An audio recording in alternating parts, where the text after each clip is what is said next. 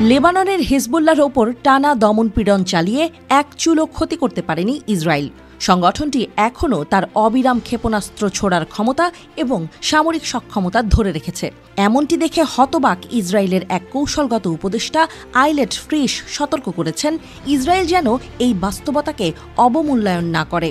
আসলে ভেতরে ভেতরে প্রচণ্ড ভীত ইহুদিবাদীরা।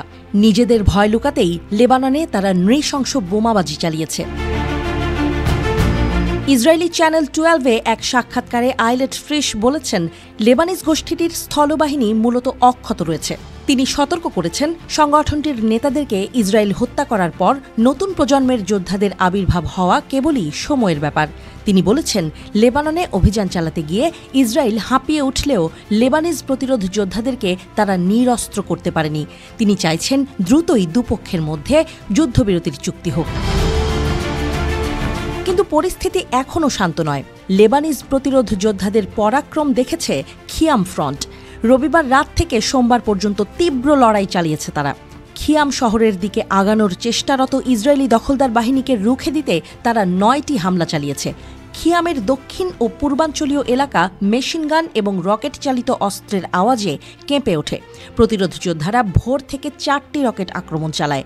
তারা দক্ষিণাঞ্চলীয় চামা শহর থেকেও ইসরায়েলি দখলদার বাহিনীকে হটিয়ে দিয়েছে। ওই লড়াইয়ে 5 ইসরায়েলির প্রাণহানি, 30 জন আহত এবং 2টি ট্যাঙ্ক ধ্বংস হয়েছে। আহতদের সরিয়ে নিয়ে পালিয়ে যায় ইসরায়েলি সেনারা। এই যুদ্ধে লেবানিজ প্রতিরোধ যোদ্ধারা 45টি ইসরায়েলি ট্যাঙ্ক ধ্বংস করল। প্রতিরোধ আক্রমণে জ্বলছে ইসরায়েলের হাইফা। সেখানকার 5টি ঘাঁটিকে টার্গেট করেছে লেবাননের প্রতিরোধ যোদ্ধারা। তারা নিয়মিতভাবে হাইফার উত্তরে ক্রায়োটে আক্রমণ চালায়, যেন এলাকাটি খালি করা যায় এবং সেখানকার কারখানাগুলো চালু না হয়।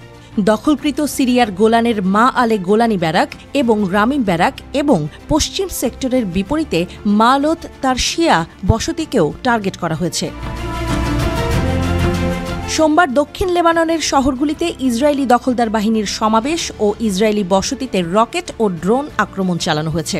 ইয়ারা ব্যারাকে ওয়েস্টার্ন ব্রিগেডের জন্য নতুন প্রতিষ্ঠিত কমান্ড পোস্টে একদল ইসরায়েলি সেনাকে একমুখী ড্রোনের একটি ঝাঁক দিয়ে আক্রমণ করে প্রতিরোধ যোদ্ধারা। লেবাননের প্রতিরোধ গোষ্ঠীটি রকেটের ব্যারেজ দিয়ে আক্কার উত্তরে স্রাগা ঘাঁটিতেও আক্রমণ চালায়। ইসলামী প্রতিরোধ যোদ্ধারা রকেটের ব্যারেজ দিয়ে গোরনট হাগালিলের বসতিতে, খিয়াম শহরের দক্ষিণে কিরিয়াত সমনার বসতিতে ইসরায়েলি বাহিনীকে টার্গেট করে। আক্কার উত্তরে স্রাগা ঘাঁটিতে গোলানি ব্রিগেডের প্রশাসনিক সদর দপ্তরেও রকেট আক্রমণ চালানো হয়।